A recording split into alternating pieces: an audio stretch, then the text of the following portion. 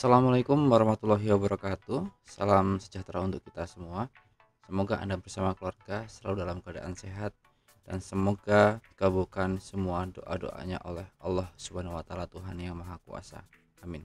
Hari ini saya dokumentasikan video cara mengganti oli gardan pada mobil Kijang. Sebenarnya penggantian oli gardan ini juga bisa dilakukan untuk mobil-mobil jenis lain, terkhusus untuk Kijang Kapsul series ya. Baik teman-teman, bukan maksud menggurui, tapi video ini lebih untuk teman-teman yang belum pernah mengganti oli gardan sendiri dan bahkan ada yang ragu sampai takut untuk mengganti oli gardan kendaraannya. Takutnya kenapa? Karena tidak sedikit yang mengatakan oli gardan itu tidak boleh dikuras atau diganti. Oli gardan itu hanya ditambahkan atau dibuang setengah, kemudian ditambah lagi dengan oli baru sesuai dengan kapasitas yang diperlukan. Ada yang beranggapan jika oli gardan itu diganti, nanti gardan akan menimbulkan suara dengung, kemudian gardan akan rusak. Pendapat saya, hal itu tidak benar. Oli itu kan berfungsi sebagai pelumas ya. Oli memiliki kandungan aditif, berfungsi sebagai pelapis, melapisi gesekan antara gigi-gigi atau komponen di dalam gardan. Tujuannya diberikan oli itu kan supaya tidak terjadi gesekan antara komponen gigi gardan secara langsung. Dan kualitas pelumasan oli juga akan terus menurun karena gesekan antara komponen di dalam gardan. Perlu diketahui, komponen gardan itu bekerja sangat berat sekali, atau intinya gardan itu bekerja sangat berat. Itulah kenapa oli gardan juga harus diganti dengan oli yang baru dengan kualitas pelumas, kualitas aditif yang masih berkualitas bagus. Tujuannya supaya bisa menjaga komponen gardan itu dari keausan. Jadi intinya oli gardan itu perlu diganti, bukan ditambah atau bahkan tidak diganti sama sekali.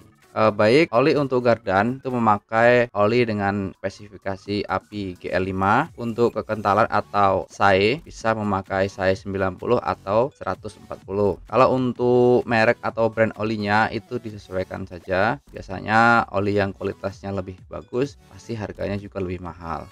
Untuk penggantian oli gardan itu bisa dilakukan jika kendaraan sudah menempuh jarak 40.000 km atau kurang dari itu juga lebih bagus. Kalau saya pribadi, penggantian oli gardan itu saya lakukan 1 tahun sekali. Langsung kita eksekusi. Siapkan kunci ring ukuran 24 dan kunci sok ukuran 24. Pertama kita kendorkan baut pembuangan oli gardan, bautnya yang bawah bagian ini ya. Arah mengendorkan bautnya itu berlawanan dengan arah jarum jam.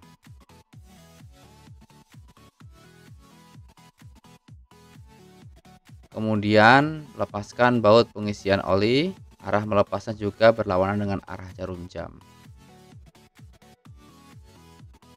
Kita lepaskan baut pembuangan olinya, tampung oli bekas yang keluar, biarkan oli menetes sampai habis. Lebih baiknya menguras oli gardan itu setelah mobil itu digunakan. Kuras oli gardan di sore hari, kemudian pengisiannya bisa dilakukan pada besok paginya. Tujuannya supaya oli lama bisa menetes sampai habis.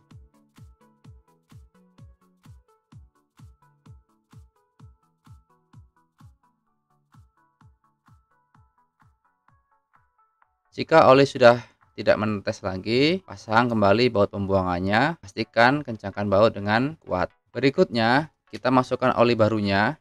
Jika tidak memiliki alat khusus untuk memasukkan oli bisa menggunakan cara seperti ini. Masukkan oli ke dalam plastik, kemudian masukkan ujung plastik ke dalam lubang pengisian oli. Jika memakai botol seperti ini akan lebih mudah lagi.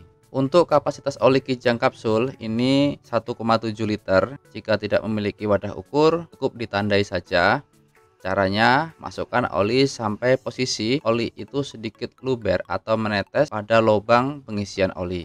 Jika sudah diisi, kemudian kencangkan baut penutup pengisian oli ini. Kencangkan baut dengan maksimal, tidak perlu sangat kencang ya, karena nanti akan susah membukanya saat proses penggantian oli berikutnya.